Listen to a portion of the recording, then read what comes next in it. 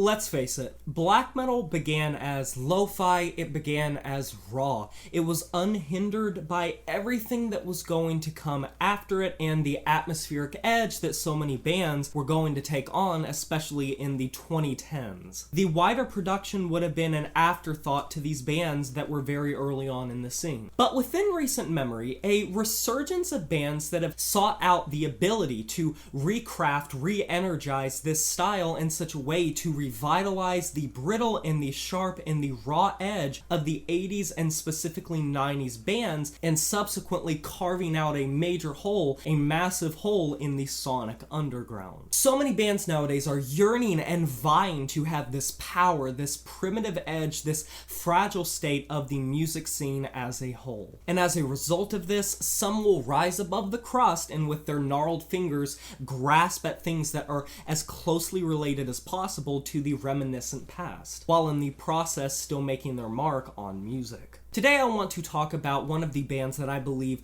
captures this style the most successfully, a project that I have gradually found more and more love for as the years have progressed, and even more so, I think can exhibit so many reasons to adore the style as it pokes its head up from the subterranean caverns that it dwells in to gasp for air. Today I will be talking about Lamp of Murmuur.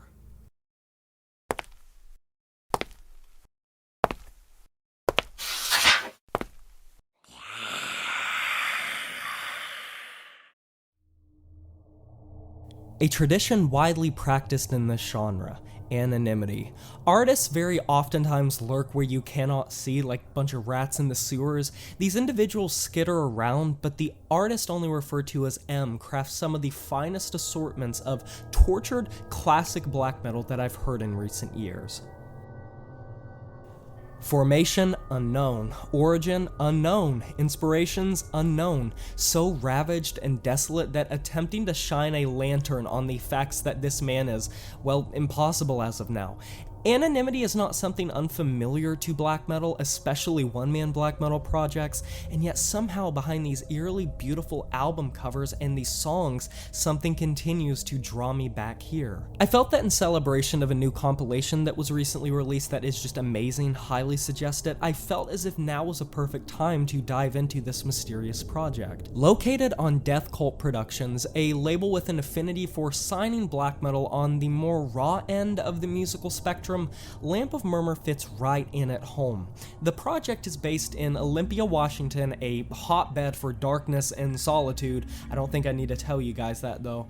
In the dead of night, through some crack in an unknown alleyway or something, a demo was crafted, Thunder Vigil and Ecstasy. While this demo, by today's standards, is largely forgotten, it was a very important benchmark at the time and something that is very important for the project's discography in the sense that it really did set the gritty tone in what this project was going to entail in the future, a twisted, hellish release that quickly caused the project to be picked up by Death Cult, and subsequently within a month, Melancholy House and Ceremonial Presence graced the earth. From the get-go, Lamp of Murmuur had a unique approach to this classic breed of metal. While other bands were focused on recreating the buzzsaw guitar tone, the chilling atmosphere, the lo-fi production, feeling like Darkthrone and Emperor ripoffs, M saw fit to focus far more on the Victorian, the gothic tinges that line the edges of the masochistic, pessimistic sound. It sounds half parts horrific, half parts fascinating. To rise above the corpse pile in this field is impressive in its own right,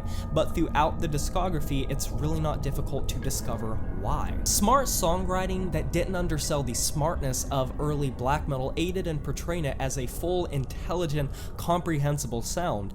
Disruptive, but it was never intended to be kind, a dingy hellscape layered in a misty texture. Lamp of Murmuur has been a prolific outing for M.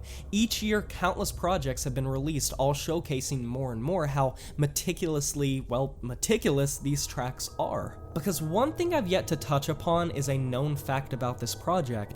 At least we got thrown one bone. Improv. Lamp of Murmuur is foundationally built upon the bedrock of improvisation.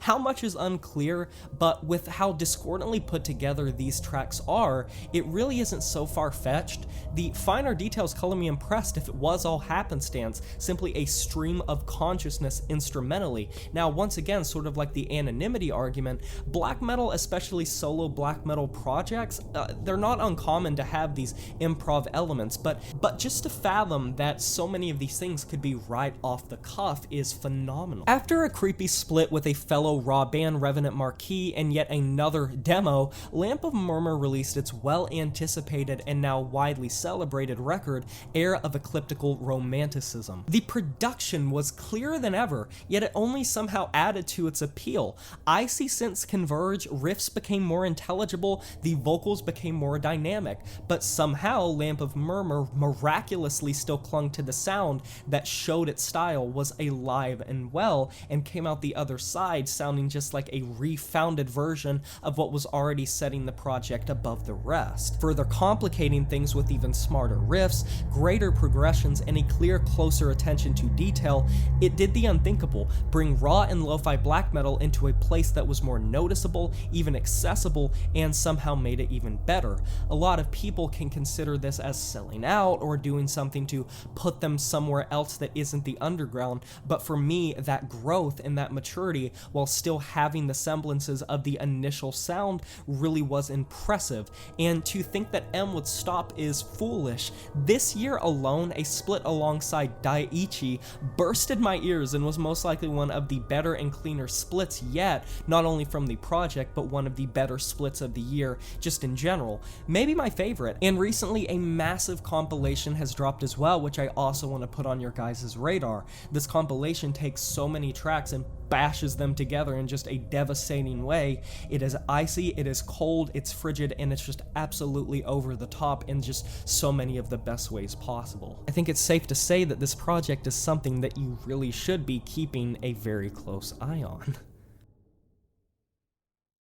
Lamp of Murmuur exists kind of like an illusion. Clearly existing, yes, but being so far ingrained deeply into the anonymous fog that this entire project is shrouded in, that uncovering the deeper meanings of what goes behind M's mind as he is crafting this music is nearly impossible, to say the least. It's an impressive, well thought out project, and one that sort of has this intrigue factor around it with Anonymity. It just really does make you feel like there is something more going on behind the scenes that you're not really aware of. That cloak of darkness and that cloak of disturbing material just makes it even better. But as for why he lives, sleeps, and potentially dies at the foot of the altar of the style that he revolves around and is in orbit of, with such a focal point on the music and the sound alone, anxiously avoiding any outward attention, we may just never know. If you enjoyed this video essay about Lamp of Murmuur, be sure to let me know what your thoughts of this project are, and leave a like on the video. It does help a lot. Subscribe to join the review family today, and smash that notification bell to be notified of my future uploads. You know who it is. My name is Jay Morris, the Review Guy, and I'm signing off saying